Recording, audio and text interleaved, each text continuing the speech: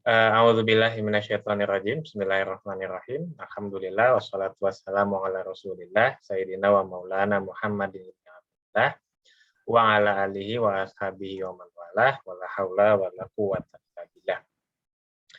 Yang sama-sama kita hormati dan ta'zimi Ustaz Taufikur Rahman, guru dan narasumber kita, teman-teman jamaah tetap kajian akhir pekan atau pengajian Ahad yang berbahagia. Assalamualaikum warahmatullahi wabarakatuh. Alhamdulillah, bersyukur kita kehadirat Allah Subhanahu wa taala, kita terus diberikan kesehatan dan kekuatan sehingga dapat berhimpun kembali pada pagi ini.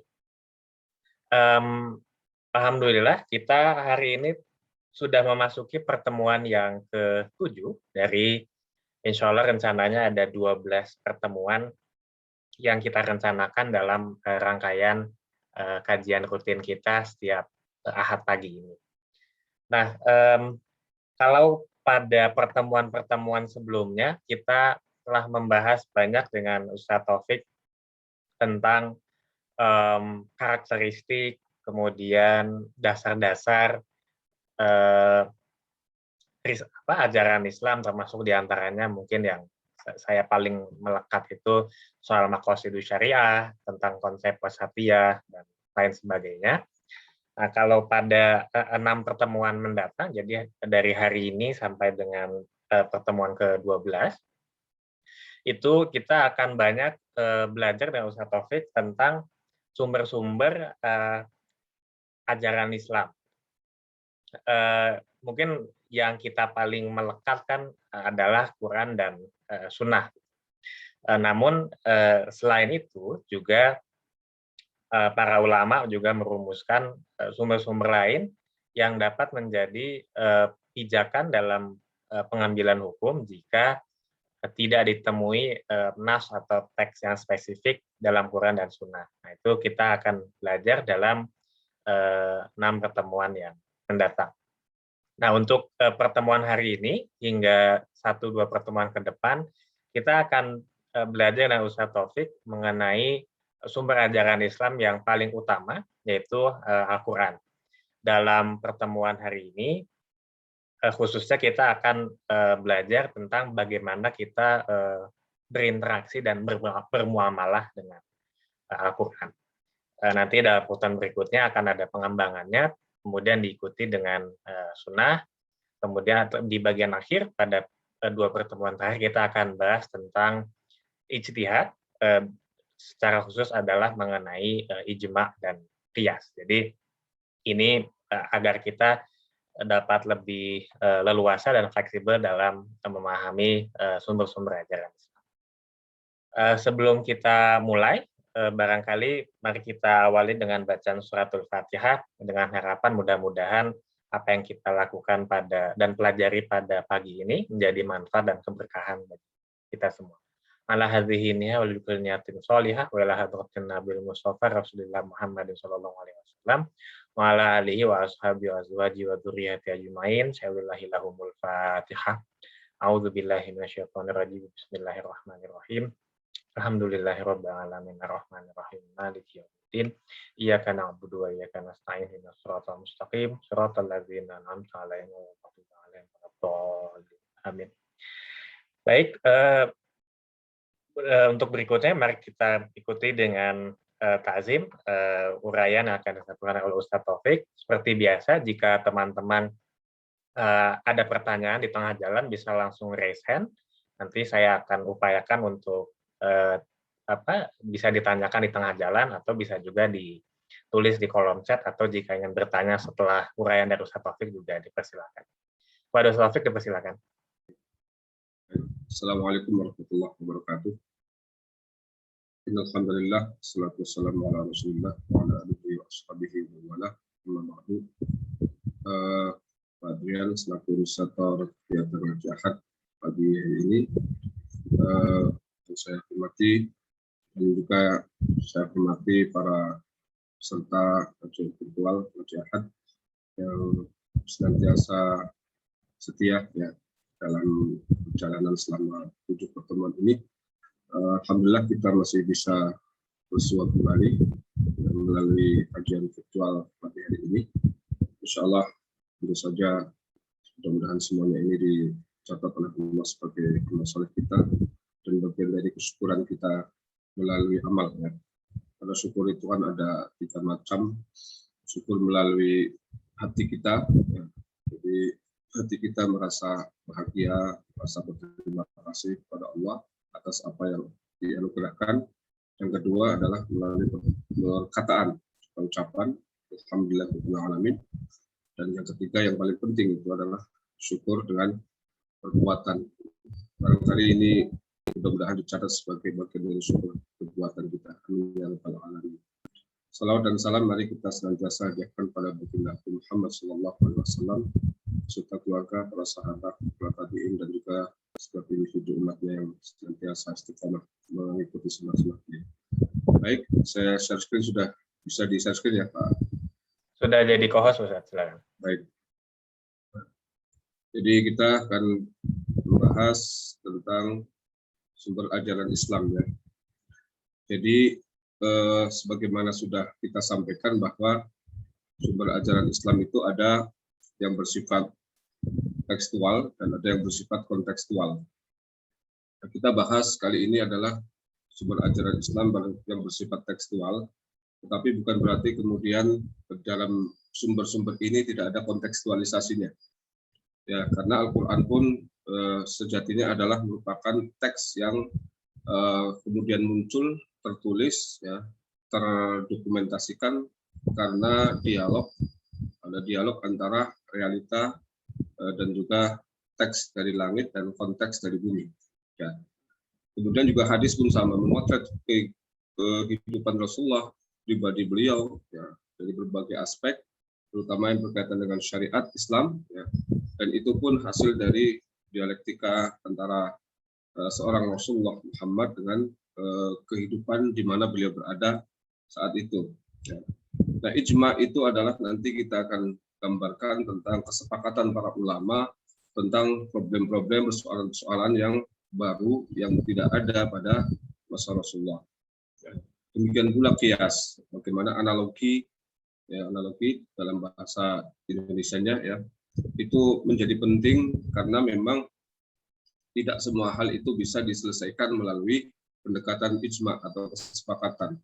Maka posisi dari keempat sumber ajaran Islam ini menjadi sangat krusial dan karenanya kita perlu pelajari walaupun mungkin tidak secara menyeluruh ya. Karena memang tujuan dari kajian virtual Kajian ini kan bagaimana kita memahami ajaran Islam ya dari berbagai dimensinya ya, sebagai sebuah agama yang sistemik ya, tapi dalam batasan pengantar lah ya, semacam itu.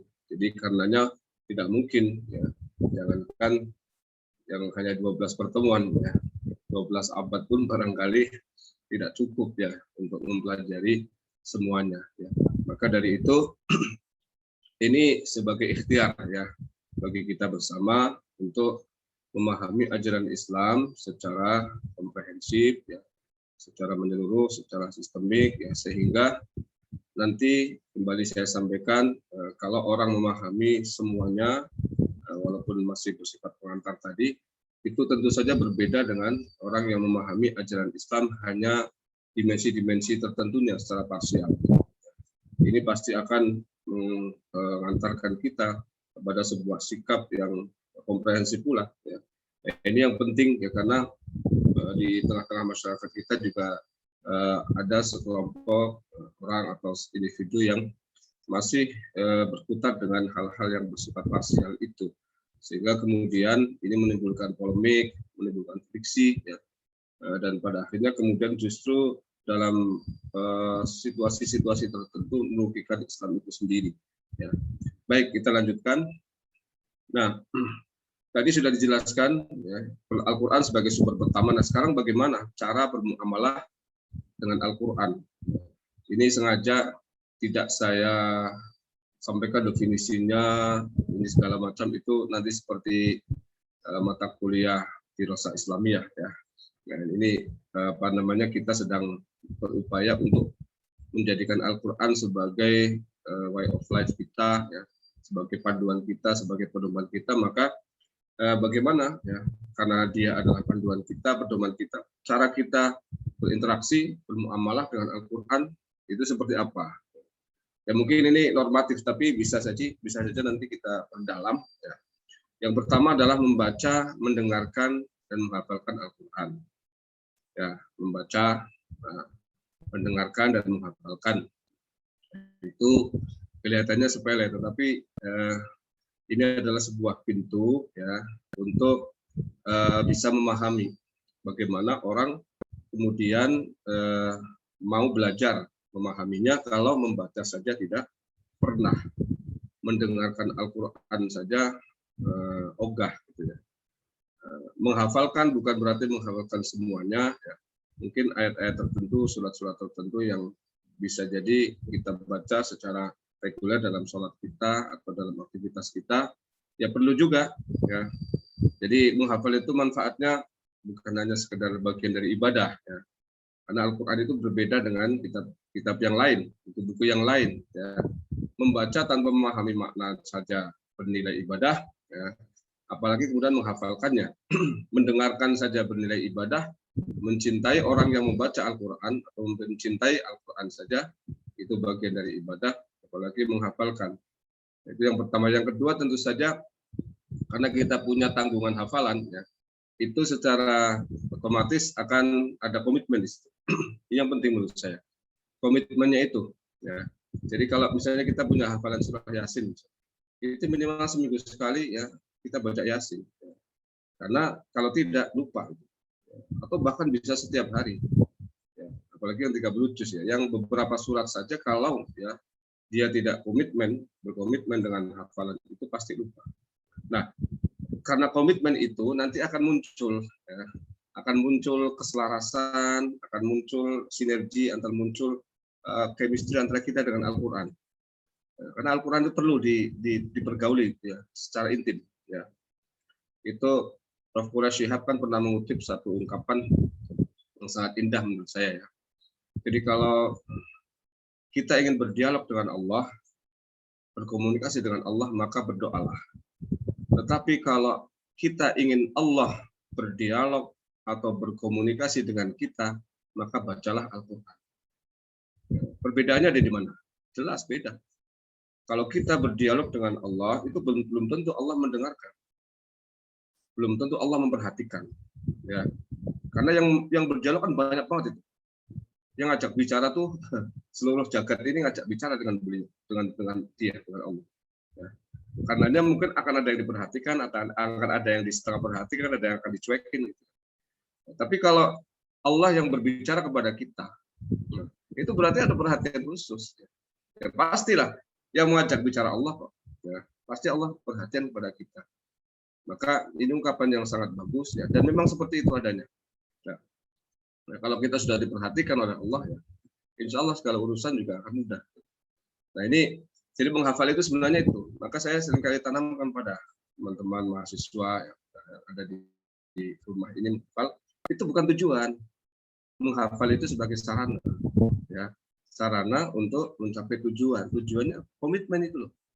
Ya, itu yang paling penting. Nah, kemudian mengajarkan, ya, ini juga komitmen juga. Dan mengajarkan Al-Qur'an tidak harus mengajarkan bacaannya, nilai-nilainya pun mengajarkan. Ya.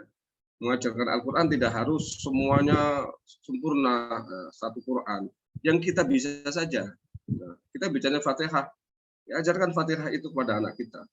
Kita sudah talaki katakan Fatihah, ya, sudah dianggap ya benar walaupun relatif gitu ya. Nah, maka kita tularkan, kita ajarkan pada saudara kita, pada ayah ibu kita. Ini di Mushkatul Quran itu ada yang lucu. Banyak yang ibu-ibu itu dikoreksi sama anak yang ngajinya, akhirnya pada ngaji ke istri saya. Karena apa? Dia nggak pernah ngaji, atau ngaji tapi ngasal dulunya, anaknya ngaji sampai Quran. Ada yang sudah hatam. Begitu di rumah tadarus, ibu itu ngajinya salah mulu, katanya. Malu-maluin, katanya. Ngaji sana. Jadi ibunya dimarahin sama anaknya, ya. kadang ngajinya nggak benar. Ya. Nah ini kan subhanallah ya, seorang ibu, seorang orang tua kemudian diingatkan oleh anaknya, dan pada akhirnya pada ngaji. Ya, pada curhat, aduh saya malu ini sama anak saya. Mengaji saya belepotan begini ya, diingatkan sama anak saya. Alhamdulillah ya. Itu mengajarkan maksud saya seperti itu, tidak harus ya, semuanya ya. Jadi pemahaman taklim mengajarkan Al-Qur'an itu ya perlu juga diluruskan ya. Jadi orang yang mengajarkan nilai-nilai dalam surah Al-Fatihah itu dianggap tidak mengajarkan Al-Qur'an, padahal dia juga bagian dari mengajarkan itu. Kemudian ya barangkali ini yang selanjutnya, ini memahami dan menafsirkan Al-Qur'an. Nanti Bapak dan Ibu jangan kemudian, saya harus memahami dan menafsirkan. Nanti akan ada klasifikasi penafsiran. Menafsirkan itu seperti apa? Akan ada klasifikasinya. Jadi tidak semuanya orang itu dituntut untuk menafsirkan seperti penafsir-penafsir Al-Qur'an yang sudah qualified ya, yang layak untuk disebut mufassir ya. Ya kita menafsirkan tentu saja ya nanti akan kita jelaskan yang seperti apa. Ya, memahami itu penting juga ya. Memahami bukan berarti memahami sampai A sampai Z-nya. Ya. Mungkin pemahaman yang tadi saya sampaikan secara menyeluruh, secara global saja. Global saja apa? Ini nilai-nilai yang bisa kita petik dari ayat-ayat ini atau surat ini. Diamalkan ya. Karena sebenarnya intinya yang penting itu sebenarnya mengamalkannya. Maka di poin yang keempat itu mengikuti, mengamalkan dan mendakwahkan. Ya, inilah cara kita bersikap. Ya, coba membaca, mendengarkan dan menghafal, itu saya buat satu rangkaian. Kemudian setelah itu kalau sudah bisa baca, dengar juga sudah bisa mengoreksi ya, menghafal juga sedikit-sedikit sudah, maka ajarkan ya.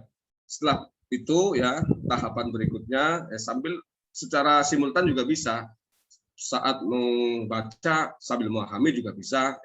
Kemudian yang dibaca itu ditafsirkan, tidak harus berurutan sama persis seperti yang ada di sini. Jadi secara simultan pun bisa ini, poin-poin ini. Menafsirkan yang bisa ditafsirkan ya dengan terjemahan bahasa Indonesia misalnya, yang bahasa Inggris, yang jago bahasa Cina silakan ya. Dengan bahasa apapun ya. Saya kan jago bahasa Tegal, maka suka saya tafsirkan dengan bahasa Tegal juga. Ya, begitu ditafsirkan baru satu kalimat udah ketawa semua ya. Jadi nggak jadi belajar tafsir, jadi stand up komedi ya, akhirnya gitu ya. Inyong-inyongan nanti. Ya, itu seperti itulah ya. Baik. Kemudian mengikuti, mengamalkan dan mendakwahkan. Ya, ini nanti ada bagian dakwah yang seperti apa. Ini juga perlu dipahami juga. Ya, karena itu tadi ya. Kita punya komitmen dan kita punya tanggung jawab ya. Siapa lagi kalau bukan umat yang memiliki Al-Qur'an ya, yang memiliki tanggung jawab itu. Maka mendakwahkan juga perlu. Nah, ini bagian kontribusi saya, barangkali mudah-mudahan dicatat oleh Allah sebagai bagian saya untuk mendakwahkan juga ya. Tadi pagi habis pengajian subuh juga ya, intinya sama ya. Baik, sekarang membaca, mendengarkan dan menghafalkan. Ini mungkin agak panjang sebenarnya Pak Abdian. Tadi saya singkat-singkat saja. Membaca Al-Qur'an dengan tajwid, tartil dan tadabbur. Nah, kalau yang merasa bahwa tajwidnya belum benar ya ini mumpung lagi kesempatan begini ya, dibenarkan, diluruskan. Dan bagaimana caranya terserah ya. Belajar sama siapapun ya, tidak harus belajar di TPQ ya.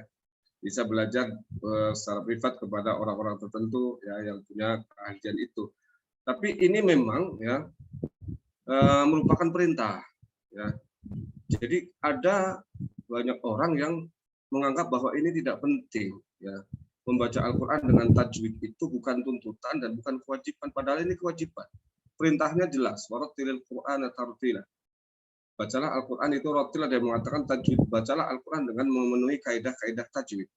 Itu perintahnya bentuknya perintah amr atau fi'il amr atau kata kerja perintah yang itu wajib. Nah, wajib bagi siapapun ya, apalagi ya di situ ada surah Al-Fatihah yang merupakan rukun salat ya, amal atau rukun utama kita. Kalau kemudian baca Fatihahnya tanpa menggunakan tajwid, ya bagaimana? Orang itu adalah kewajiban. Ya. Maka yang paling penting ini yang pertama tajwid dulu. Ya. Tajwid itu nanti ya Fatihah dulu. Yang paling utama. Ya. Fatihahnya kalau memang belum, ya sudah dibetulkan, diluruskan, sesuaikan dengan kaidah-kaidah tajwid. Ya. Baru kemudian baca tartil itu baca yang pelan. Ya. Ya, kemudian tadabbur, merenungkan makna dan kandungannya. Ya. Tentu saja kalau kita orang Indonesia dengan melihat terjemah. Ya, maka biasanya yang bagus itu Quran itu ya Qurannya ada, mushafnya apa, sampingnya terjemah. Supaya sambil baca kita melihat maknanya dan berusaha untuk mentadabburi.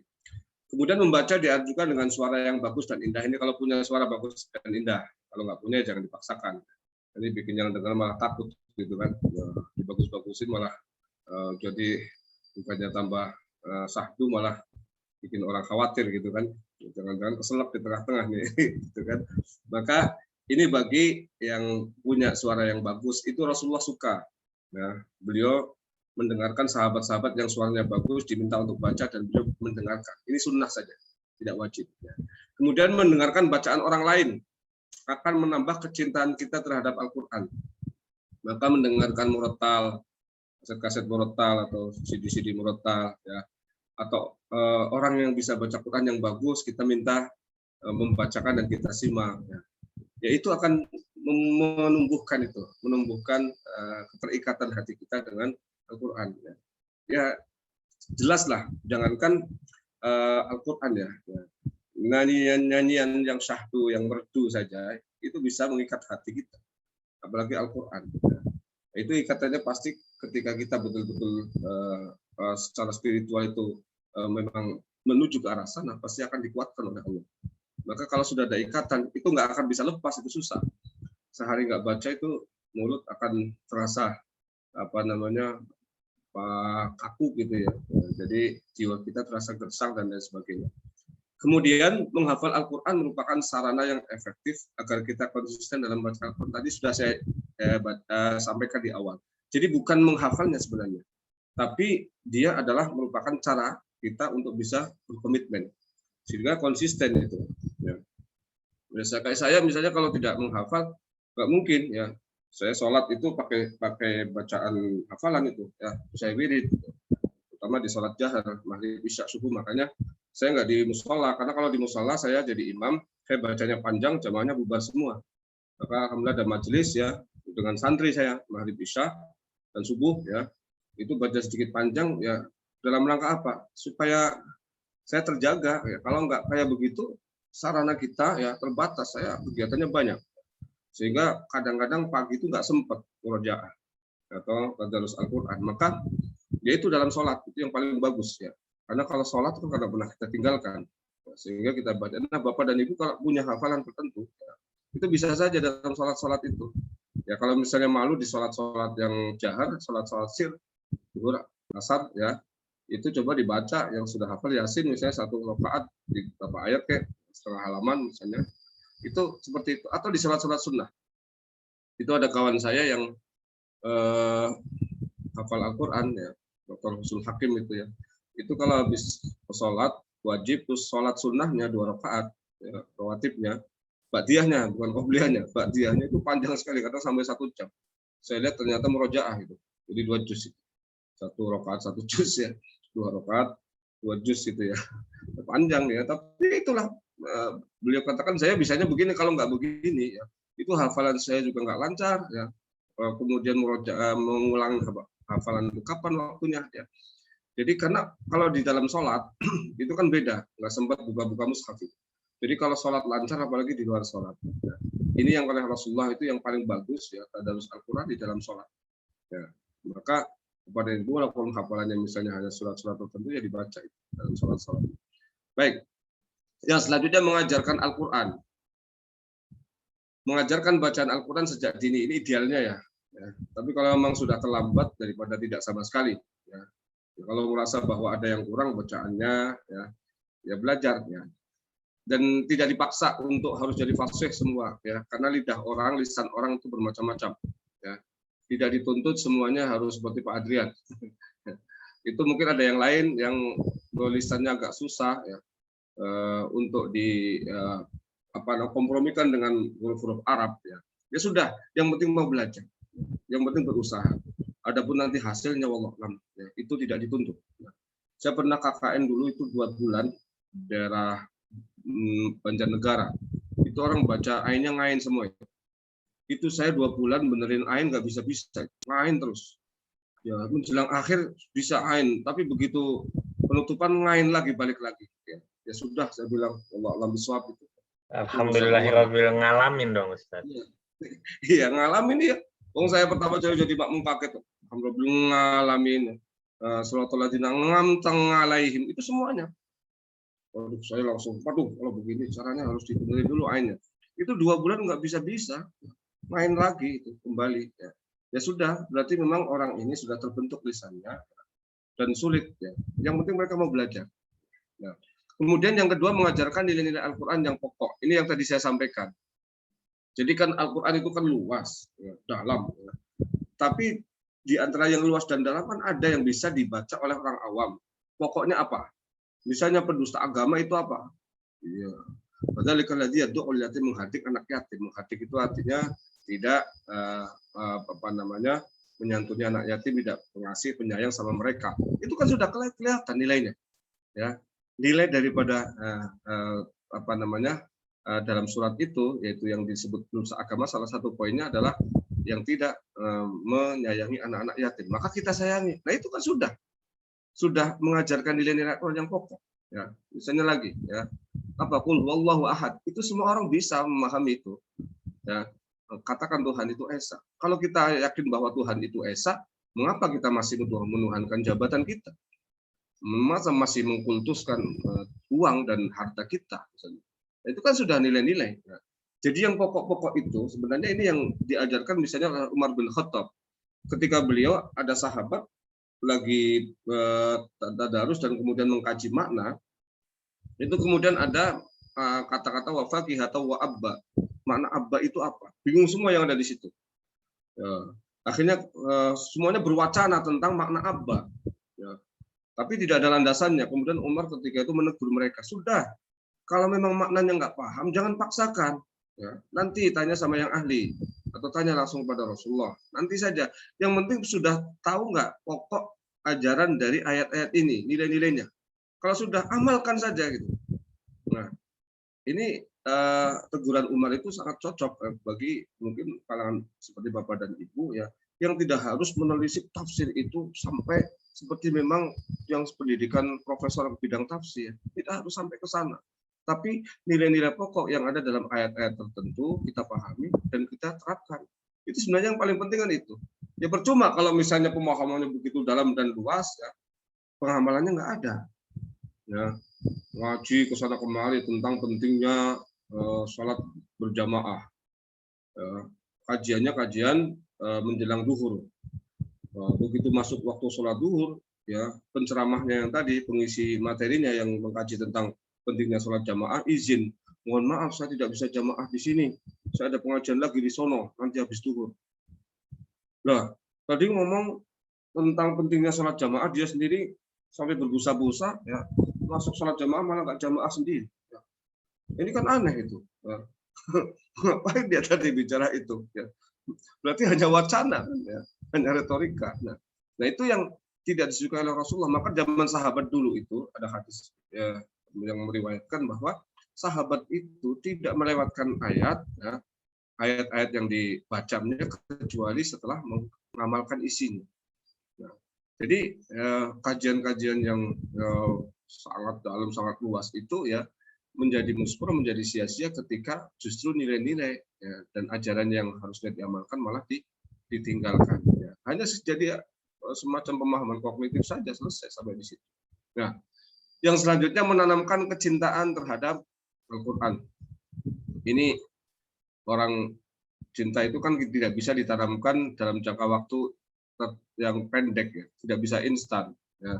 Harus bertahap, harus berkesinambungan dan butuh proses, ya. Maka Nabi sudah menyampaikan, ajarilah anakmu adibu auladakum ala salasi khisal. Ajarkan anakmu waktu kecil itu 3 hal. Hubbi nabiyikum, cinta pada nabimu, wa ahli baiti, dan keluarganya, wa qiraatil Qur'ani, dan membaca Al-Qur'an. Itu Rasulullah meminta itu supaya apa? Nah, supaya tadi ada tradisi dari kecil dan kemudian muncul keterikatan hati tadi terhadap Al-Qur'an. Sehingga kemudian ya sekalipun nanti di masa pertumbuhannya dinamika banyak terjadi ya, pergaulan dengan berbagai macam manusia itu akan akan terjadi pastinya ya, tapi dia sudah ada itu kuat penanaman sejak dini itu ya. Nah kalau memang sejak dini sudah terlewatkan ya, karena memang bisa jadi kondisi ya macam-macam keluarga itu ya, ditanamkan dari sekarang ya. Ya, tanamkan cara menanamkan tadi itu ya, membaca dulu ya, terus menerus ya. Bagaimana orang mau cinta kalau baca saja nggak pernah ya. Bagaimana orang mau berkomitmen ya kalau yang dikomitmen itu nggak ada gitu loh.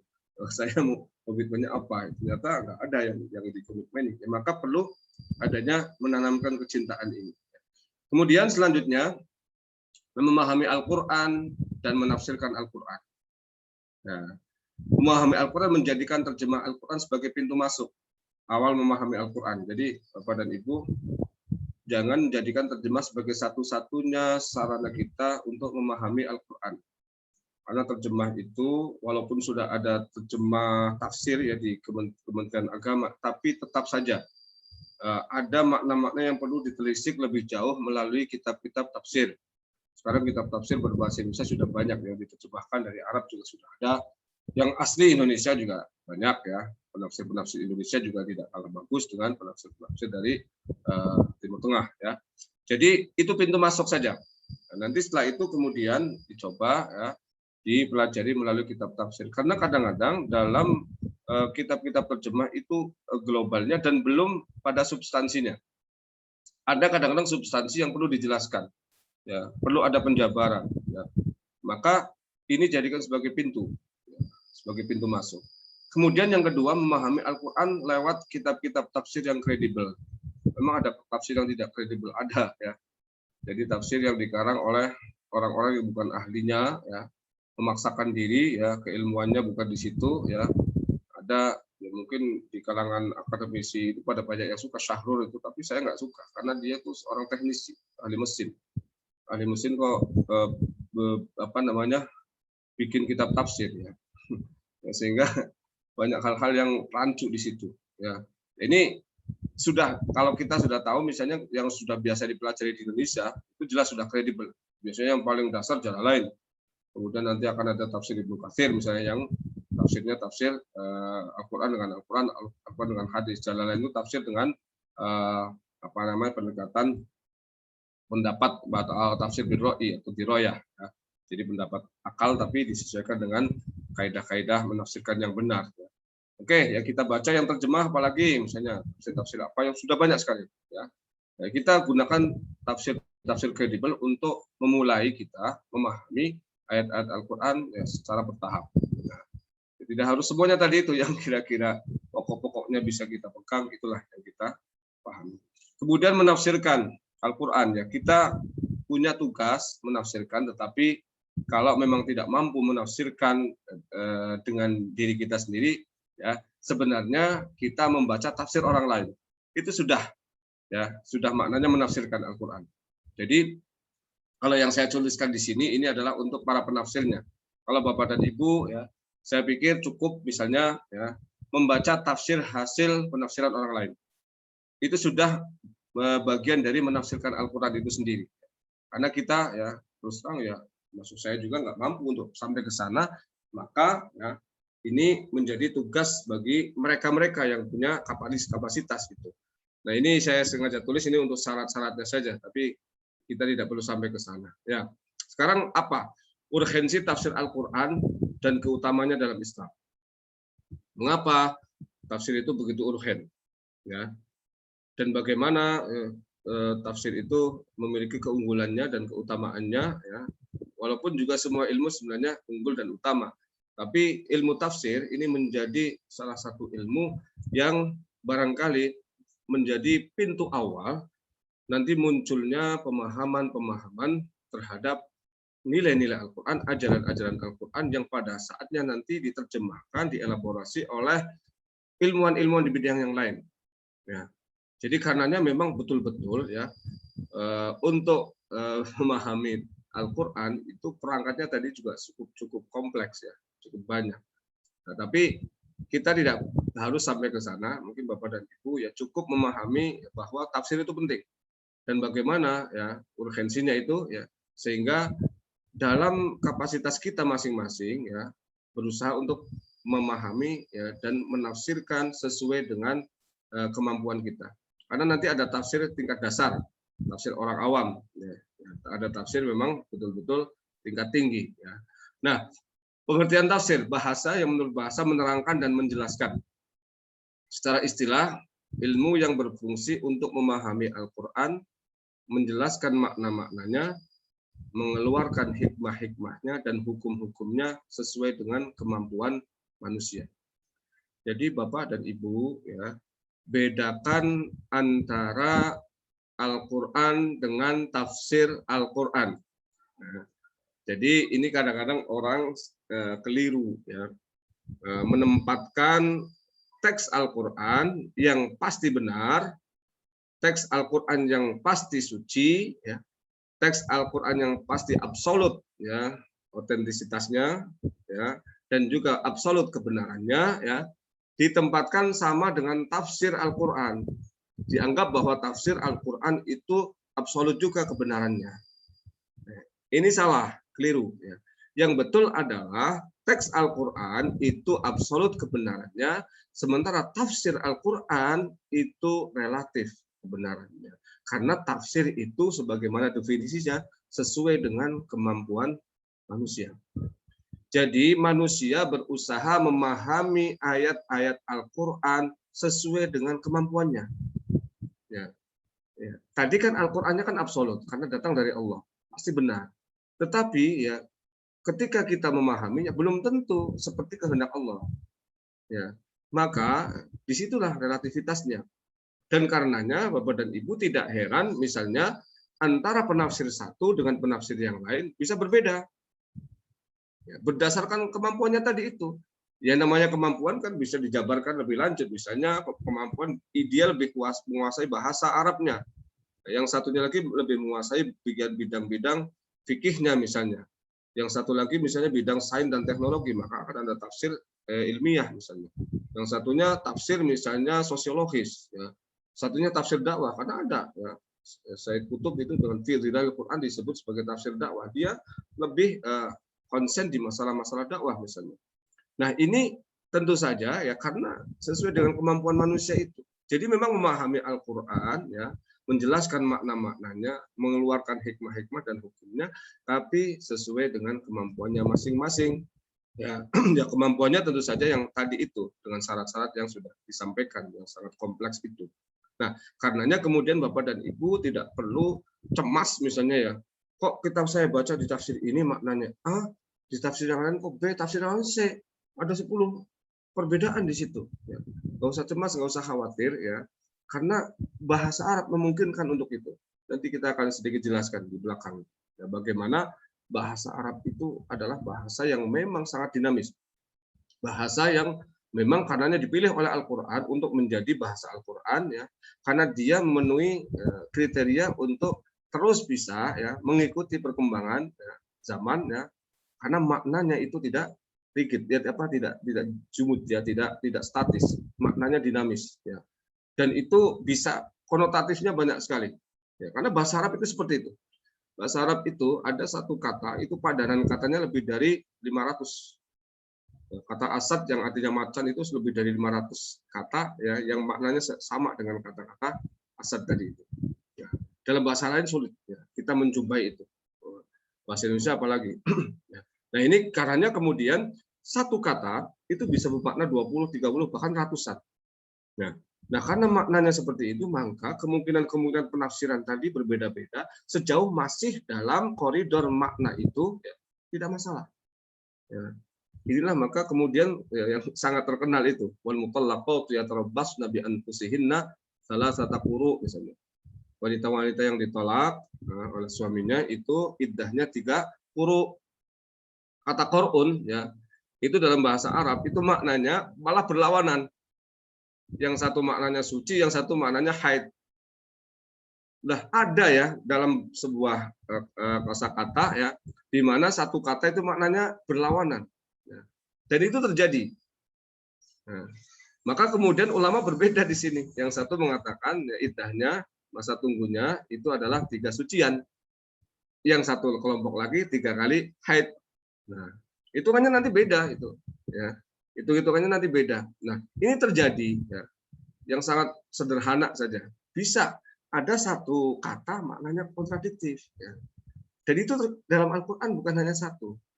Nah, inilah maka kemudian ya, perbedaan-perbedaan itu pasti akan terjadi, dan itu adalah sebuah keniscayaan karena karakter bahasa Arab yang seperti itu. Ya. Kemudian selanjutnya urgensi tafsir.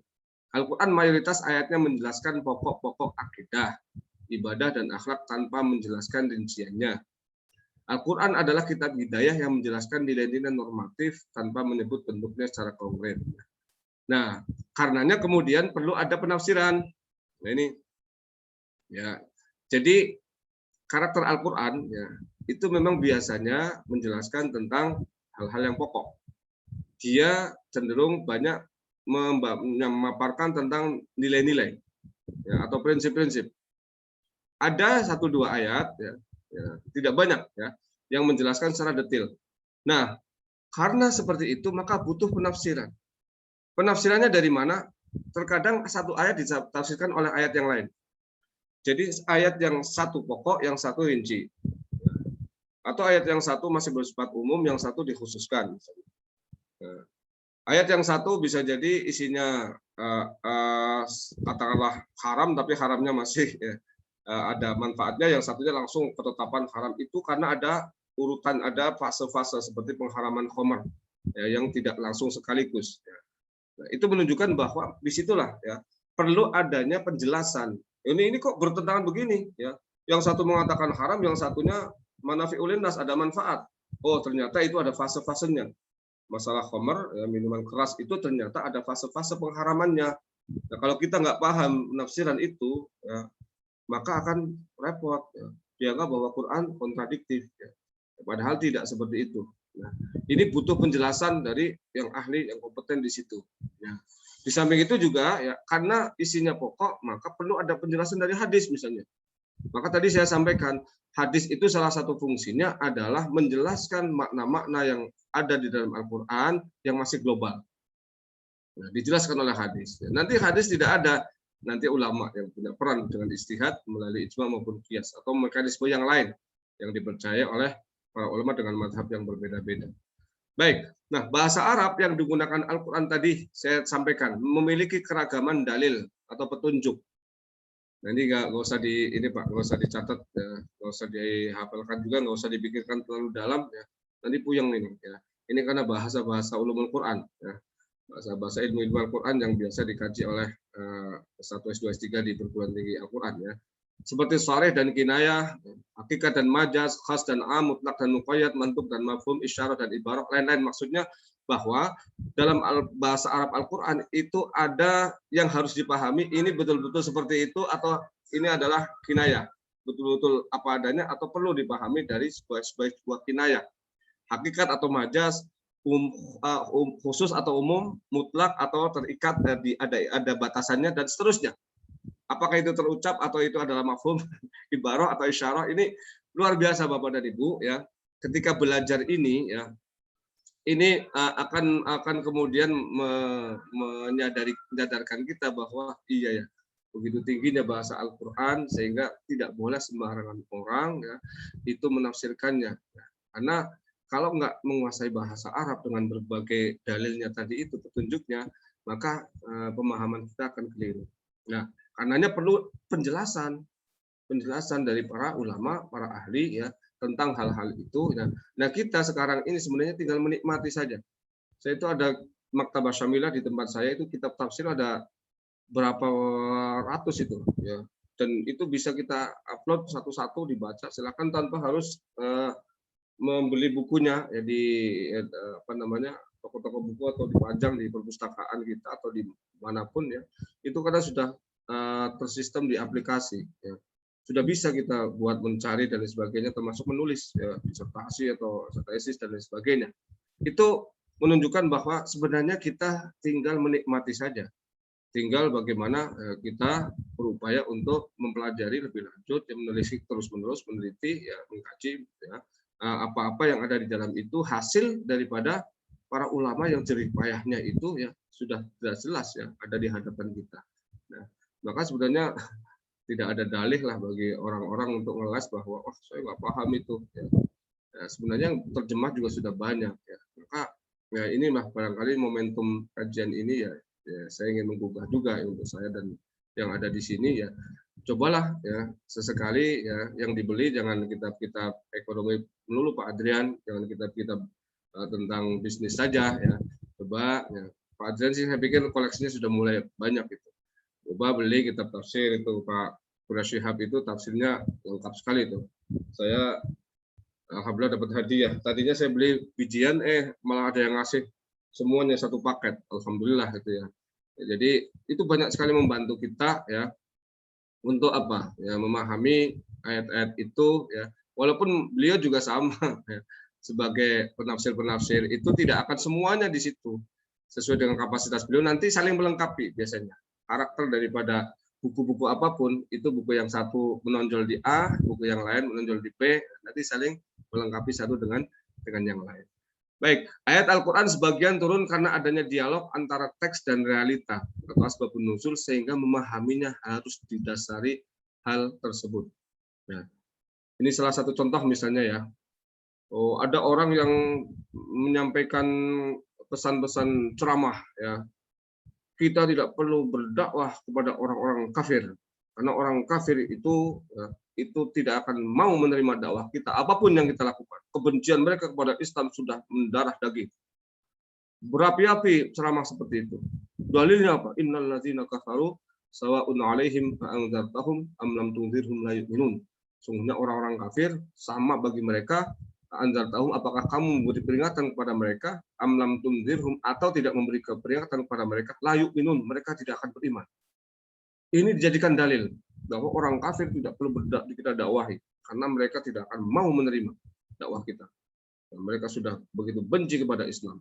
Walan tardu anqal yahudu langsung dikuatkan dengan ayat yang lain. Ini dua-duanya mengambil dalil yang salah. Ya, karena dia tidak tahu asbabun nuzul dari ayat ini, sebab turunnya ayat ini. Ya, sebab turunnya ayat ini adalah berkaitan dengan Abu Jahal, Abu Lahab, ya, dan Umayyah bin Khalaf ya, tokoh-tokoh kafir Quraisy yang memang sudah sangat mendarah daging kebenciannya kepada Rasulullah dan mereka memang tidak bakalan ya, menyatakan iman apapun yang dilakukan oleh Rasulullah. Jadi konteksnya kepada mereka. Kok kemudian digeneralisir untuk semua orang kafir? Ya, dalilnya menggunakan ayat ini berarti orang ini membaca ayatnya saja tanpa memahami sebab turunnya ayat itu. Jadi tidak memahami apa yang melingkupi ayat itu dan ini berbahaya. Ya. Ayat Al-Quran banyak yang seperti itu, walaupun tidak semuanya punya asbabun nuzul.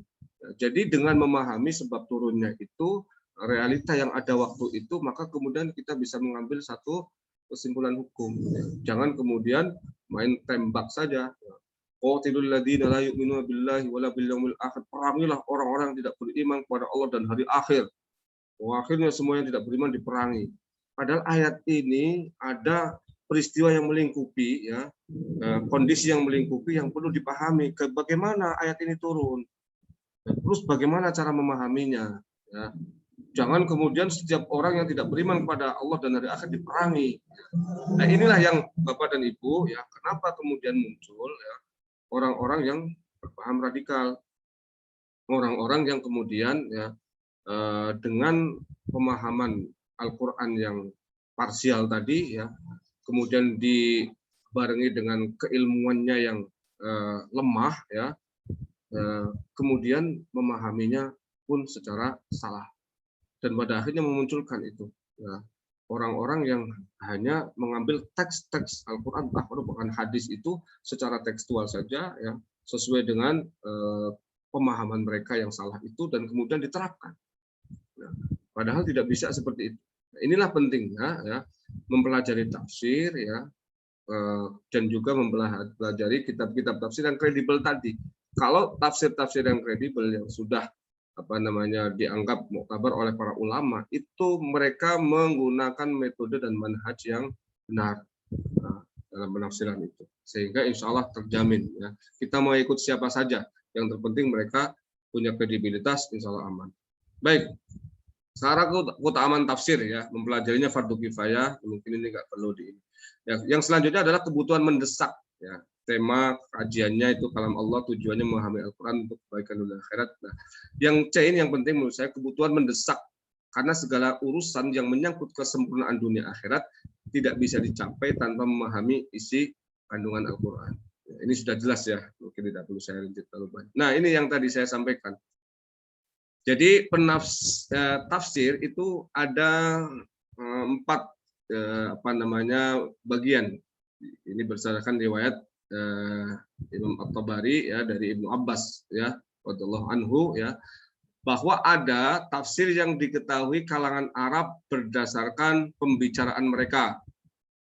Nah, jadi ini adalah redaksi berbahasa Arab ya, di mana orang-orang awam di Arab pun karena mereka itu biasa berbicara tentang masalah-masalah itu langsung bisa paham ya, untuk ayat-ayat tertentu ya, karena ini adalah sesuatu yang populer ya, di kalangan mereka dari kecil itu sudah biasa membicarakan masalah ini ya, sehingga kemudian ketika muncul dalam Al-Quran mereka langsung bisa memahaminya.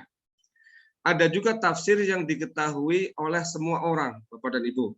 Tadi itu saya contohkan misalnya, Qul huwallahu ahad. Katakanlah Allah itu Esa. Ya. Itu kan semua orang kalau lihat terjemah Esa itu apa? Tunggal. Tunggal berarti satu. Ya. Saya pikir ya tidak ada terjemah lain selain itu. Tidak ada penafsiran yang lain kecuali nanti penafsiran yang mendalam dari sisi tauhid, ilmu kalam iyalah. Tapi dalam pemahaman yang kita kenal ya, itu yang namanya tunggal ya satu ya Esa. Kalau begitu berarti semua orang barangkali bisa memahami surat Al-Ikhlas ini ya. Karena coba lihat aja terjemahannya. Karena ayat ini tentang tauhid dan masalah-masalah tauhid biasanya Al-Qur'an tidak menggunakan pendekatan filsafat yang butuh pencernaan yang pemikiran yang mendalam sampai akarnya, tidak sampai ke sana. Maka qul huwallahu ahad, Allahus samad, lam yalid wa lam yulad wa lam yakul lahu kufuwan ahad. Saya pikir kalau dibaca sekilas saja ya, Bapak dan Ibu pasti tahu maknanya. Nah, ini salah satu contoh ya. Salah satu contoh tentang tafsir yang diketahui semua orang. Ya. Ya kalau memang tafsir seperti ini ya semua orang sebenarnya bisa ya untuk menjelaskannya kepada orang lain. Ya. Sejauh memang ya dia bisa mencerna ya, makna daripada kalimat-kalimat yang ada di sana. Karena ini kalimatnya tidak konotatif, kalimatnya denotatif dan tegas, lugas. Ya. Ini ciri-ciri masalah tauhid biasanya begitu. Nah, ini bisa ya ditafsirkan oleh Bapak dan Ibu ya. Yang terpenting adalah kita punya acuannya. Wah, saya sudah baca kok dari tafsirnya Pak Pres, baca tafsirnya Hamka, misalnya tafsirnya Hasbi Asidiki yang berbahasa Indonesia semua ya. Nah, misalnya, sudah saya baca kok tentang tafsir Al-Ikhlas. Nah, nanti saya mau ngajar deh. Boleh, silakan. Ya, karena itu barangkali ya, semua orang bisa. Ya, cuman nanti pendalaman masalah tauhidnya itu ilmu lain. Karena nanti akan ada ya cabang ilmu tauhid namanya ilmu kalam, ya, dan itu panjang. Ya, itu persoalan lain nanti. Ya. Itu kan pendalamannya. Tapi secara garis besar, secara prinsip itu sudah dipahami oleh semua orang. Kemudian ada yang ketiga, tafsir yang hanya diketahui oleh ulama yang kompeten. Ya, oleh ulama ya warasikhuna fil ilmi itu dalam Al-Qur'an. Ya. Oleh ulama-ulama tertentu. Ini yang saya sampaikan tadi, yang memiliki kualifikasi tertentu itu, ya. Yang sekarang tafsirnya sudah ada di mana-mana, Imam At-Tabari, ya, As-Suyuti dalam Ad-Durrul Mansur, ya, dan misalnya Ibnu Katsir, tafsir Al-Qur'an Al-Azim misalnya, yang banyak kita kenal, Jalalain, Imam Jalaluddin Suyuti Al-Mahalli ya, dua Jalaluddin itu ya. Misalnya contoh itu. Ya kalau di Indonesia mungkin Pak Quraish Shihab lah sudah layak itu disebut mufassir ya dalam kategori ulama yang kompeten. Ya. Nah, ini memang wilayah mereka ya. Kalau untuk hal-hal yang memang kita tidak mampu ya untuk bisa mengelaborasi lebih lanjut ya serahkan pada ahlinya. Nah, nanti hasil dari mereka yang kita baca. Itu makanya di pendidikan S3 pun ya, saya belum selesai juga disertasinya ini. S3 S3 pun ya kita diberi ruang untuk menafsirkan. Coba tolong pendapat Anda. Nah, karena kita berlandaskan pendapat orang lain dan kemudian kita elaborasi lebih lanjut dengan dalil-dalil yang ada dan kemudian kita kontekstualisasikan ya. Nah, ini bisa jadi kita masuk dalam ulama yang kompeten tapi untuk bidang yang terbatas. Ya, misalnya kajian yang sedang kita lakukan itu, penelitian yang sedang kita lakukan itu disebut menurut Pak Kuras ini masih disebut sebagai mufasir juga, tapi mufasir yang terbatas pada kajian itu.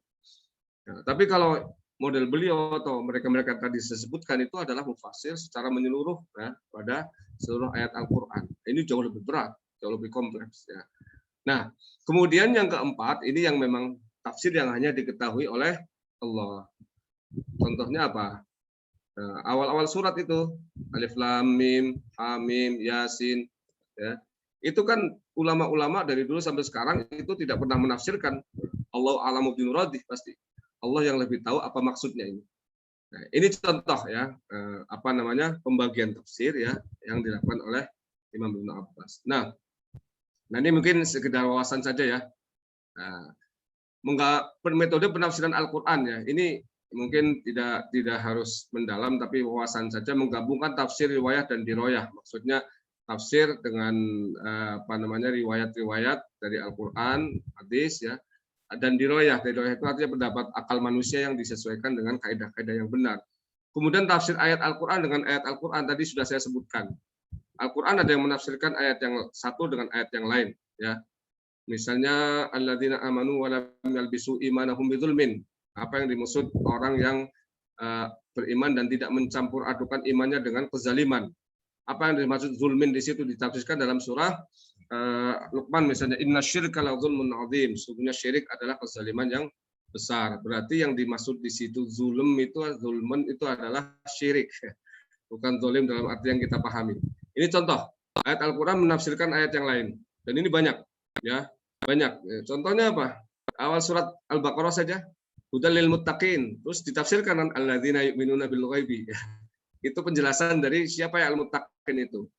Nah, itu ciri-ciri apa namanya dijelaskan itu satu-satu adalah ini. Itu sudah ayat Al-Qur'an menjelaskan ayat yang lain, ya. Kemudian tafsir Al-Qur'an dengan hadis sahih atau hasan, itu banyak sekali.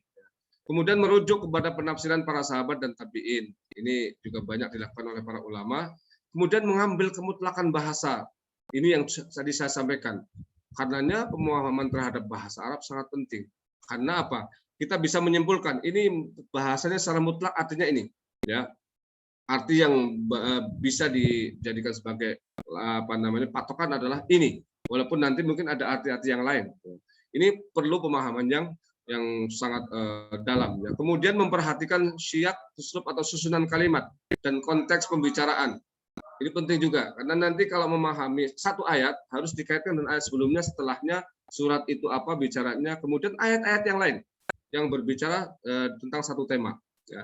Kemudian memperhatikan asbabun nuzul atau sebab turun. Ini tadi sudah saya jelaskan singgung sedikit. Ya. Kemudian memposisikan Al-Quran sebagai asal atau pokok yang menjadi rujukan. Ya, ini wawasan saja ya kepada Ibu. Ya. Dan mungkin ini yang terakhir ya. Nah sudah ya. Terakhir mengikuti, mengamalkan dan mendakwahkan Al-Quran. Tadi karena masalah penafsiran agak sedikit panjang ya. Supaya ada wawasan lah, walaupun wawasannya masih prolog ya ataupun pengantar ya. Selanjutnya adalah mengikuti, mengamalkan dan mendakwahkan Al-Qur'an ya. Jadi semaksimal mungkin mengamalkan ajaran Al-Qur'an yang kita ketahui. Ya. Kalau belum kita ketahui nggak ada hukumnya, Pak. Kalau sudah tahu ya, itu nanti ada ketetapannya, ya, ada taklifnya. Ya. Ya makanya semakin banyak kita tahu, nanti taklifnya semakin banyak juga, Pak. Ya, konsekuensinya ya. Jadi karenanya memang jadi orang alim itu nggak gampang. Jadi orang semakin alim tuntutannya semakin besar, ya, karena pemahaman wawasannya semakin luas, tuntutannya itu semakin besar. Ya. Jadi kalau gitu, mendingan jadi orang awam saja. Ya bukan berarti begitu ya, karena nanti tingkatan dan level orang alim di hadapan Allah tentu berbeda, ya jauh lebih tinggi dibandingkan orang awam. Ya. Jadi yang kita tahu saja, Bapak dan Ibu, ya sementara ini secara bertahap, ya yang kita tahu apa, ya. Ya kita tahu misalnya dalam ayat ini apa ya, bertahap pula melaksanakannya, tidak harus ngoyo ya kemudian semuanya bisa ya Lan tanalul birra hatta tunfiqu mimma tuhibbun misalnya. Kalian tidak akan mendapatkan kebaikan tertinggi kalau tidak menginfakkan apa yang kalian cintai. Oh, langsung pengen diamalkan, langsung, wah saya mencintai rumah saya, langsung rumahnya diinfakkan. Habis itu ngontrak. Waduh, tidak harus seperti itu juga gitu loh ya. Jadi ini memahami ayat ini ya, itu juga harus secara bertahap ya. Ya, kita mencoba ya, yang paling kita cintai apa ya. Ya memang ya, itu yang paling tertinggi, makanya disebut albir. Albir itu apa sih? Kebaikan puncak ya. Jadi kalau ada orang ya yang hanya memberikan sesuatu yang kurang dia cintai, itu belum mendapatkan albir, malah mendapatkan al khair. Kebaikan iya, tapi kebaikan yang biasa gitu. Maka dulu di masa sahabat begitu turun ayat ini mereka berlomba-lomba. Ya, ada salah satu sahabat yang menginfakkan seluruh kebunnya yang paling dia sukai dan itu dekat Masjid Nabawi. Rasulullah senang banget ini. Waduh, ini sahabatku ya. Begitu turun ayat langsung berbondong-bondong ya. Abu Bakar langsung memberikan emasnya itu. Semuanya tanpa kecuali. Nah, Umar mau ikut-ikutan ya. Umar, kamu ngapain? Makanya saya Abu Bakar, saya kasih emas semuanya, kata Rasulullah ya. Kamu nggak usah semuanya, separuh saja. Separuh saja ya. Kok saya lain dengan Abu Bakar? Lain ya. Karena kamu tuh bukan pengusaha. Abu Bakar dikasih emasnya semua nanti bisa dapat lagi. Ya, kamu kalau ngasih semua terus mau gimana keluarga kamu? Separuh saja. Ya. Ada orang datang lagi ya, kamu seperempat saja. Yang datang lagi, kamu nggak usah memberi apa-apa. Kamu itu bukan pemberi layaknya. Kamu nanti dikasih. Jadi itulah zaman sahabat, Bapak dan Ibu. Ya. Dan sahabat begitu ada ayat yang turun ya berkaitan dengan hal-hal tertentu, mereka berusaha ingin mengamalkan itu ya semaksimal mungkin. Nah, kita mungkin prosesnya kalau ayat ini ingin dipahami ya secara benar ya, jangan langsung frontal ya. Mungkin yang pertama apa dulu ya. Nah, itu kayak mungkin pernah mendengar ceritanya Fatimah binti Rasulullah ya. Nah, jadi satu waktu ini sekedar intermezzo sebelum kita tutup ya, masih ada waktu sebentar ya. Jadi suatu waktu itu ada seorang tua datang ke Masjid Nabawi dan meminta-minta kepada Rasulullah. Ya Rasulullah, saya ini sudah beberapa waktu nggak makan dan kemudian baju saya rombeng begini, berlubang di mana-mana sehingga nggak bisa menutup aurat saya untuk sholat. Rasulullah ketika itu kemudian, aduh gimana ya, saya kebetulan lagi nggak ada apa-apa. Uang nggak ada, ya makanan juga nggak ada. Ya. Ini Rasulullah pernah dalam hidup beliau itu kan kadang-kadang situasinya seperti itu. Ya, karena beliau itu kan kalau ada langsung dikasih. Ya. Nggak pernah memikirkan nanti apa itu, enggak ya, langsung saja. Jadi ibarat kata beliau sebagai tempat transit saja untuk apapun, makanan, uang atau apapun yang diberikan sahabat langsung atau beliau dapatkan langsung diberikan kepada orang lain. Nah, beliau sedih ketika itu, aduh gimana ya. Langsung kemudian beliau merintahkan Bilal, tolong ajak ini ke Fatimah. Jadi Rasulullah itu melempar tanggung jawab sedekah itu bukan kepada sahabat, tapi kepada keluarga. Ya, karena orang ini mintanya kepada beliau. Maka kemudian jangan kalau urusan yang enak dikasih ke kita, urusan yang kagak enak kasih ke orang lain. Jangan. Ini contoh Rasulullah. Tolong antar ini ke rumah Fatimah. Ya, minta ya, siapa tahu dia punya makanan atau baju yang layak, punya Ali yang mau dipakai. Akhirnya diantar ke Fatimah dan begitu orang tua ini meminta kepada Fatimah, Fatimah bingung, ya Allah, bajunya Ali juga cuma satu-satunya yang nggak pakai. Kemudian makanan sudah 2 hari ini, ya saya dan suami ya, itu puasa. Puasanya bukan karena pengen diet, Bu. Ya, Bapak ya. Puasanya bukan karena pengen badannya kecil. Puasanya kan memang nggak ada yang dimakan. Di lemari makanan nggak ada, di dapur nggak ada apapun. Aduh, gimana ini? Tapi ayahanda kok merintahkannya ke saya. Pasti ada sesuatu ini. Nggak mungkin ya. Beliau melakukan ini tanpa ada sesuatu. Akhirnya Fatimah mengobok-obok di rumah, di dalam rumah. Cari-cari di dapur, nggak ada apa-apa. Akhirnya cobalah, kalau mau nggak ada makanan, nggak ada baju yang layak pakai, apa yang bisa dijual? Supaya kakek itu bisa beli makanan dan baju. Akhirnya ketemu, harta apa? Itu alas tidurnya Hasan Hussein. itu kulit binatang ya, kulit unta yang lumayan tebal ya, untuk tempat tidurnya dua anaknya itu. Akhirnya bawa itu ke depan. Kayak, mohon maaf saya nggak ada apapun, makanan nggak ada, ya, baju juga nggak ada, adanya ini. Ya. Siapa tahu kakak bisa jual, nanti hasil penjualannya bisa digunakan untuk beli baju dan makanan. Kata kakeknya, ya, Neng, orang sini ya, Neng, gimana jual kayak begini berapa lama saya bisa laku itu? Jual alas tidur kayak begini ya bisa 2 hari 3 hari baru laku. Terus saya keburu mati katanya belum makan. Fatimah bingung, iya juga ya. Waduh, ini kan lakunya susah ya. Akhirnya lagi tengah galaunya itu tiba-tiba beliau teringat, oh iya ya. Saya kan punya kalung hadiah dari bibi saya waktu pernikahan dengan suamiku Ali. Kenapa ya nggak terpikir? Akhirnya itu kalung satu-satunya yang memang sengaja disimpan karena untuk kenang-kenangan, ada inisial di situ, inisial beliau dengan Ali. Ini kalung yang sangat berharga ya, sepanjang umur ya, kenang-kenangan beliau menikah dengan suaminya. Itu beliau dengan tanpa ragu-ragu keluarkan dari tempat. Kayak rezeki kamu, rezekimu kayak ya, rezekimu ini. Alhamdulillah saya dapat ini kalung ternyata ya. Ini kenang-kenangan waktu saya menikah. Ini rezeki kakek. Saya ikhlas, silakan kakek bawa kepada ayahanda, kasih tahu ya. Ini aku sudah bersedekah ini. Kakek itu senang banget dan kemudian mendoakan supaya Fatimah mendapatkan apapun yang beliau inginkan ya, dalam hidupnya. Senang, balik ke majelis Rasulullah ya, diantar oleh Bilal. Kemudian kakek itu, ya Rasulullah, ini putrimu. Rasulullah ketika itu langsung terenyuh gitu ya hati beliau, alhamdulillah ya, putriku lebih memilihku daripada hartanya. Jadi rupa-rupanya ini Rasulullah menguji Fatimah. Itu dia lebih memilih kalung itu bertahan ya, atau memilih perintah ayahnya. Rupa-rupanya ini ujiannya lulus ya. Karena itu harta satu-satunya. Alhamdulillah ya, Fatimah lebih memilihku daripada kalungnya. Ya. Nah, lagi kayak begitu ada seorang sahabat lihat itu nggak tega. Sahabat namanya Amr bin siapa? Lupa namanya. Wajah bakalnya Al Ansori. Amr bin Yasir, bukan Ammar ya, Amr bin Yasir Al Ansori. Ya. Amr bin Yasir, sahabat namanya Amr bin Yasir, itu orang kaya. Gak tega lihat itu, ya Allah, sampai segitunya Rasulullah dengan putrinya itu. Ya.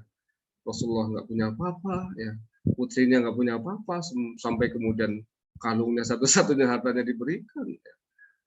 Kemudian sahabat itu akhirnya bertanya sama Rasulullah, ya Rasulullah, berapa itu harga kalung? Rasulullah menjawab, bukan saya yang menjawab, tanya sama kakek itu. Ya. Kan sudah jadi milik dia. Nah, akhirnya sahabat Amr bertanya, kakek, berapa harga kalung itu? Ini kakeknya itu, subhanallah ya, saya baca kisah ini kakek pengemis, tapi pengemis yang berintegritas. Ya, kalau orang sekarang itu aja mumpung, ya, dia akan lipat gandakan harga emas itu, karena ada yang nanya itu. Ya, berapa harga kalung itu? Kakek itu konsisten dari awal yang beliau minta, dia minta itu adalah makanan dan pakaian. Ya saya dari awal mengatakan bahwa yang saya butuhkan adalah makanan dan pakaian. Ya seharga itu. Wah, langsung Amr bin Yasir ini orang miskin, tapi punya harga diri, punya muru'ah, ya, kehormatan. Ya. Udah kayak, saya hargai kalung itu 100 dinar uang emas, 200 dirham uang perak. Ya. Kakek nanti tolong bawa itu tepung, ya, makanan dan lauk daging di rumah saya sebanyak-banyaknya yang bisa kakek bawa. Ya. Nah, untuk bisa membawa itu ya kan harus ada kendaraannya. Ya.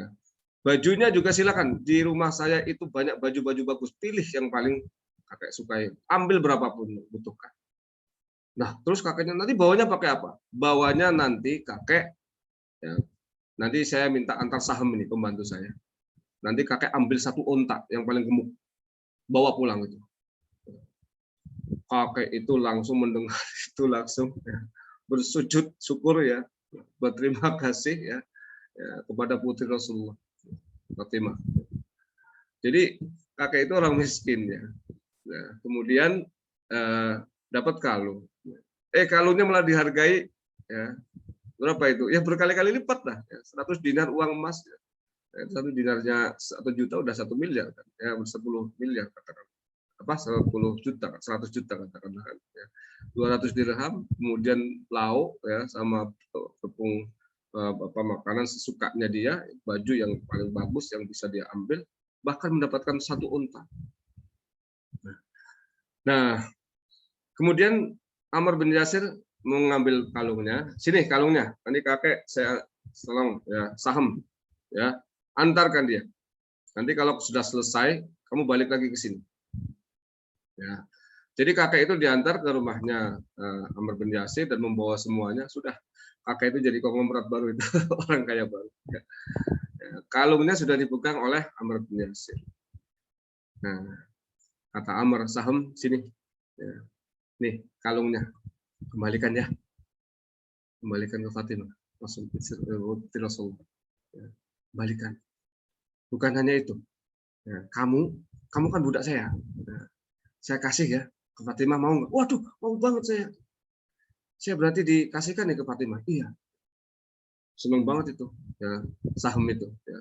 Karena jadi budaknya, tadinya jadi budaknya Amr, ya, sahabat Rasulullah biasa, menjadi budaknya Fatimah, putri Rasulullah. Ya. Dibawa tuh kalung. Jadi paginya itu kalung ya dikasih ke kakek itu ya. Siang menjelang sore ya, kalung itu kembali. Diketuk pintu kaget Fatimah. Ada apa saham? Kamu kan pembantunya Amr bin Yasir. Iya. Ini ya ada amanah ya dari majikan saya. Kalung ini sudah menjadi milik Anda lagi. Fatimah ketika itu nggak bisa bicara. Ya Allah, ayah Anda langsung ingatnya kepada Rasulullah. Ini rupa-rupanya ayah Anda ini sedang menguji ya. Ya. Ternyata kalung ini pergi pagi ya, sorenya udah pulang lagi. Bukan hanya itu kata saham, harusnya ada lagi. Iya, saya ini kan ya, hamba sahanya Amr bin Yasir. Saya sekarang jadi milik Anda. Silakan, mau diapain terserah. Mau diperintah apa saja. Saya bahagia sekali saat ini. Ya. Kata Fatimah, ada nggak yang lebih membahagiakan kamu selain itu? Ya, kalau yang paling membahagiakan ya saya jadi laki-laki merdeka. Baik, sekarang juga kamu aku merdekakan. Langsung saham ketika itu menengadah ke langit, dia katakan, ya Allah, ya, putri Rasulullah ini telah membuat orang yang miskin menjadi kaya, dan kalung itu pula lah yang menyebabkan orang yang terbuka auratnya menjadi tertutup auratnya, dan kalung itu pula lah yang menyebabkan hamba ini saham ya, orang yang hina dina menjadi budak, sekarang menjadi laki-laki merdeka. Itu dari ayat lantana lebih rohatatun tikum matokipun, kalau kita membaca kisah itu memang benar. Jadi apa yang dilakukan Fatimah itu ajaib gitu ya, walaupun ini skenarionya dari Rasulullah ya. Itu sesuatu yang diberi kembali, bukan hanya kembali, diproses ya pada menjelang kembalinya itu loh yang luar biasa. Ya, bisa menghadirkan kebahagiaan kepada sang kakek itu. Menghadirkan kebahagiaan batin juga kepada Amr bin Yasir karena berbagi dengan harta yang sangat besar untuk Quran. Yang ketiga yang lebih penting adalah kalung itu pula yang kemudian menjadikan saham itu merdeka. Yang tadinya adalah hamba sahaya. Ini contoh lah bahwa mendakwahkan, mengamalkan itu barangkali ya ini memang berat ya, tapi secara gradual mungkin kita bisa ya, bertahap ya, apa yang kita sukai itu ya. Ini baru satu ayat ya, sudah panjang sekali jadi kita sana kemari ya. Kemudian yang kedua, mendakwahkan pesan-pesan Al-Qur'an sesuai kapasitas masing-masing. Tadi saya sampaikan ya, Jadi dakwah itu tidak harus dakwah yang berapi-api, agitasi ya, dengan keilmuan yang mendalam. Yang bisa kita lakukan apa? Dan dakwah itu kan maknanya luas ya. Orang ngobrol di warung kopi kemudian menyampaikan pesan-pesan tentang bagaimana etika makan, etika minum, itu sudah dakwah ya. Yaitu dakwah fardiyah, namanya dakwah individual, kita sama satu profesi dengan tetangga kita, dan keluarga kita, anak kita, suami kita, istri kita. Kemudian tidak terlalu larut dalam wacana penafsiran yang rumit, tadi sudah saya sedikit jelaskan ya di awal itu. Yang penting bagaimana kemudian penerapan nilai-nilai yang ada di dalamnya dan kehidupan kita. Barangkali itu ya yang bisa saya sampaikan pada kesempatan kali ini. Mudah-mudahan sekalipun ada sedikit ya, ada agak sedikit mikirnya ya tadi di beberapa bagian, tapi insya Allah ya secara prinsip sih sudah bisa memahami bahwa seperti itulah cara bermuamalah kita dengan Al-Quran. Demikian kita kembalikan kepada Pak Adrian. Terima kasih. Baik, terima kasih banyak Ustaz Taufik. Betul, jadi banyak merengut dan mikirnya, tapi sangat kaya dan menambah khazanah bagi kami semua. Bagi teman-teman seperti biasa, jika ingin tanya atau berbagi bisa raise hand atau tulis di kolom chat mungkin. Ya.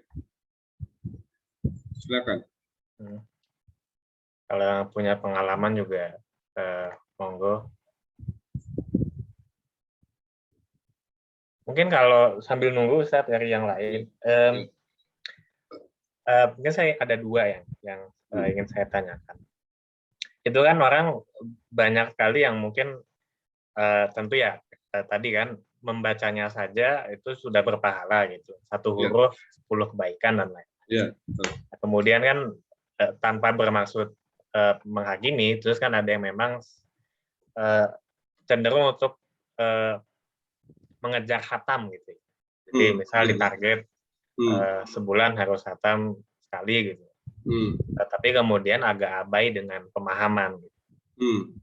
Nah itu bagaimana kemudian praktik yang paling baik? Karena setahu saya juga kan istilah tadarus itu kan artinya interaksi ya, bukan cuma baca begitu saja. Terus kedua yang tadi soal tafsiran ya Ustaz. Itu kan banyak fenomena cocologi ya, orang kemudian sekadar asal comot dari terjemahan, bahkan dia tidak paham langsung dari sumber aslinya, baca terjemahan mencocokkan dengan fenomena yang ada. Saya ingat mungkin awal tahun lalu ya waktu pandemi mulai orang menghubung-hubungkan, katanya ada bunyi kurna jadi corona. Itu betul kan dan lain. Nah itu bagaimana Ustaz mestinya? Ya, baik. Yang pertama ya tentang menghatamkan itu dengan target-target yang tertentu ya. Sebenarnya bisa disinergikan ya antara membaca dan memahami dalam satu waktu ya, tanpa harus kemudian kehilangan esensi ya daripada pemahaman yang pada akhirnya sebenarnya itu lebih penting karena apa? Akan memandu kita untuk mengamalkan. Bagaimana kita akan mengamalkan kalau nggak paham apa yang dimaksud di situ kan? Maka memang kita harus menempatkan itu pada proporsinya masing-masing. Bahwa membaca itu bagian dari komitmen kita untuk beribadah kepada Allah melalui bacaan Al-Quran. Ya. Yang kedua ya bahwa membaca itu ya yang terbaik adalah tetap mengikuti kaidah-kaidah tajwid. Bagaimanapun cara kita membaca, mau cepat, mau sedang, mau pelan, ya ada 3 itu. Dan yang selanjutnya adalah jangan sampai kemudian ya target-target itu ya justru kemudian melenakan hal-hal yang sangat urgen, contohnya memahami itu.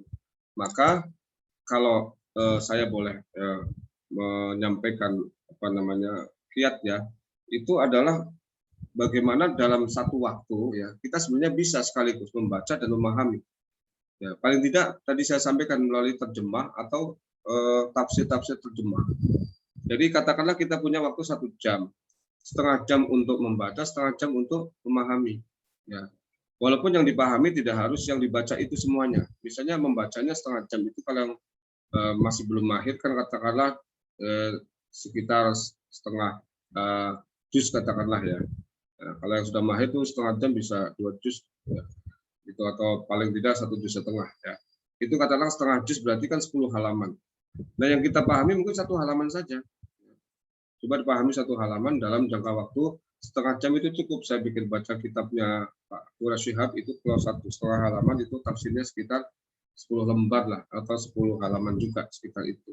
Itu kan ngambil waktu sekitar setengah jam. Nah, jadi karenanya bisa. Nah, ya alternatif yang kedua adalah tadi dengan membaca satu mushaf di mana mushaf itu pun ada terjemahannya di sampingnya itu. Itu bahkan saya pun punya, saya pakai itu juga yang ada terjemahan juga. Ya. Itu idealnya seperti jadi karenanya Qurannya jangan Quran yang kecil, ya Quran yang besar ya, yang di situ mencakup bacaan dan juga terjemahan. Dan insya Allah kalau seperti itu ya bisa dua-duanya bisa terlaksana. Dan saya kalau secara pribadi lebih ya, mengutamakan kualitas dibandingkan kuantitas sebenarnya, Pak Adrian. Jadi lebih bagus kita membaca 1 juz, tapi pelan dan mengikuti kaidah-kaidah tajwid, ya, daripada baca ya katakanlah 10 juz dalam satu dudukan, tapi bacanya nggak karu-karuan, ya, cepat sekali, ya, cepat sekali itu apa namanya bacaannya sehingga kaidah tajwid tidak bisa dilaksanakan.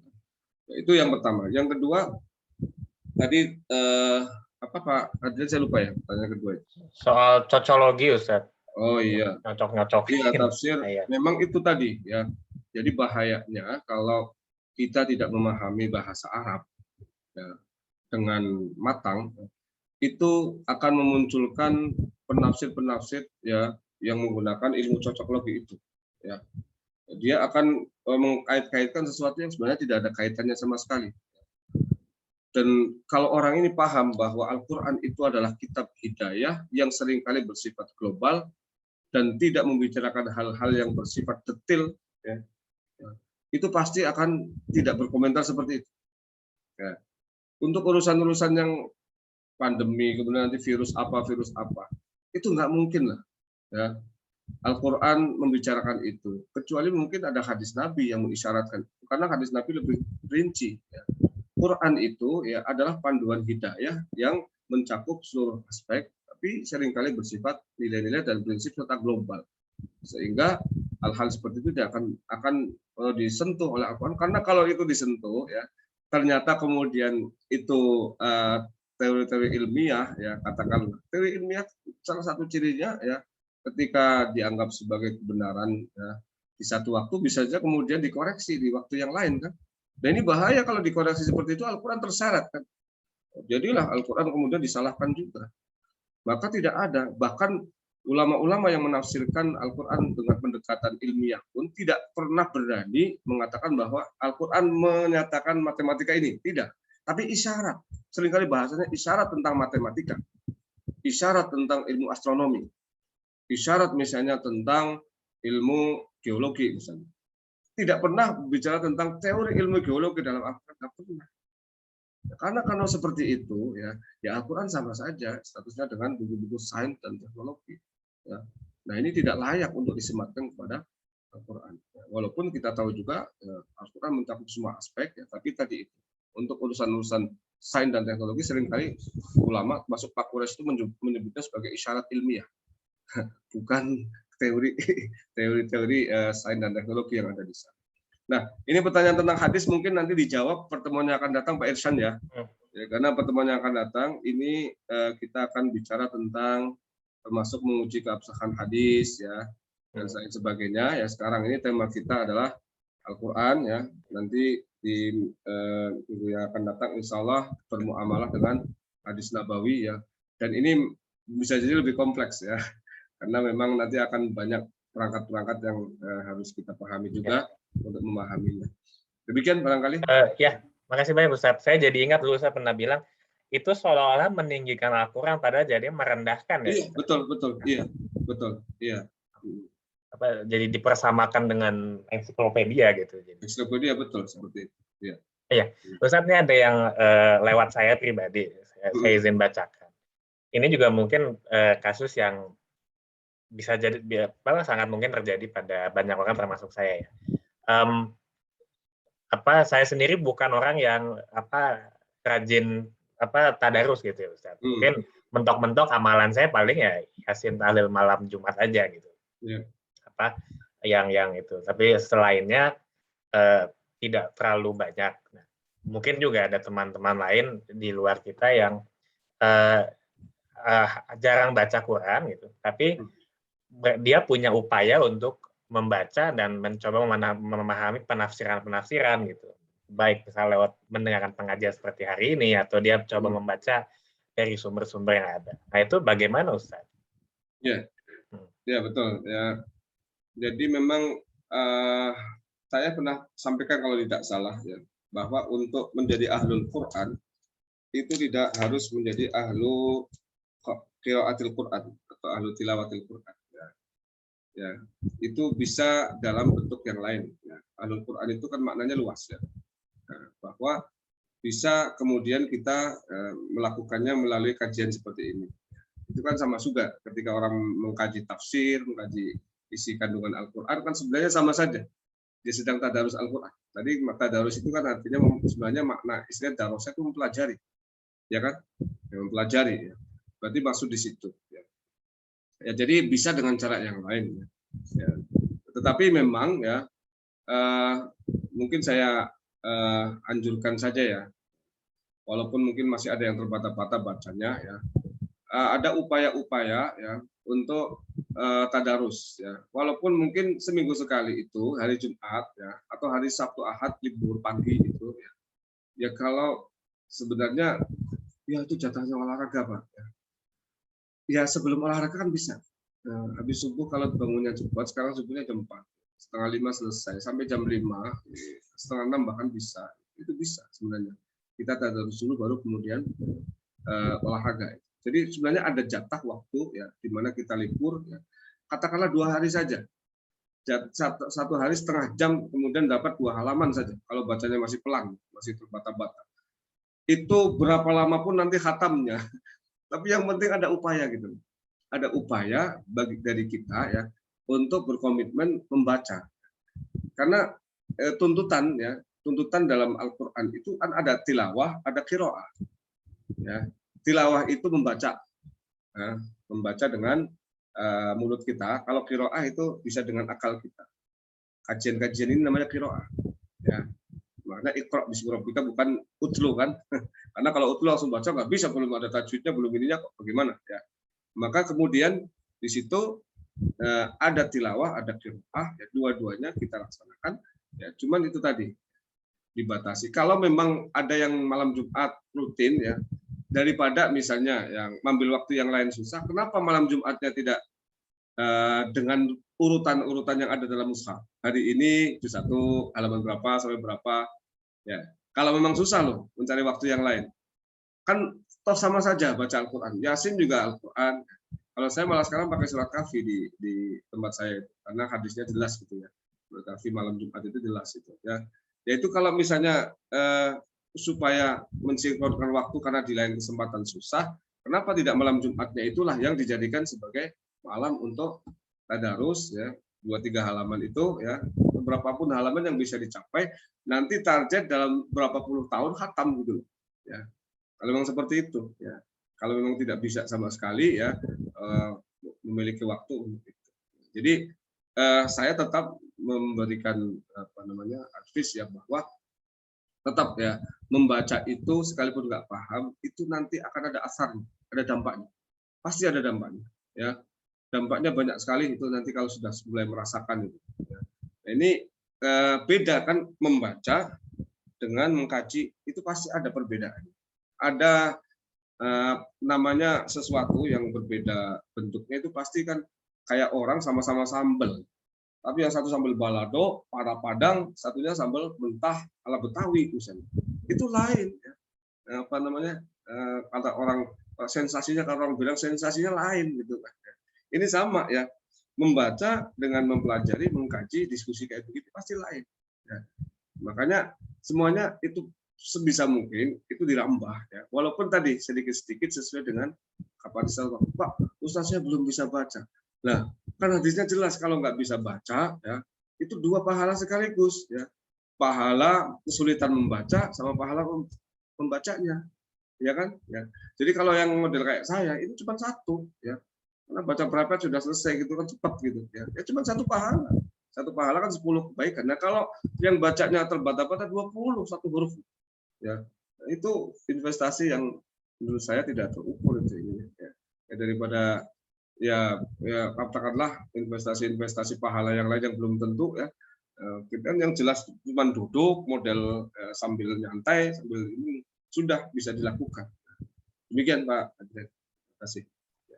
Ya, baik, terima kasih Ustaz Taufik atas jawabannya. Mungkin satu terakhir sebelum zuhur, kalau ada yang masih mau tanya atau berbagi lagi.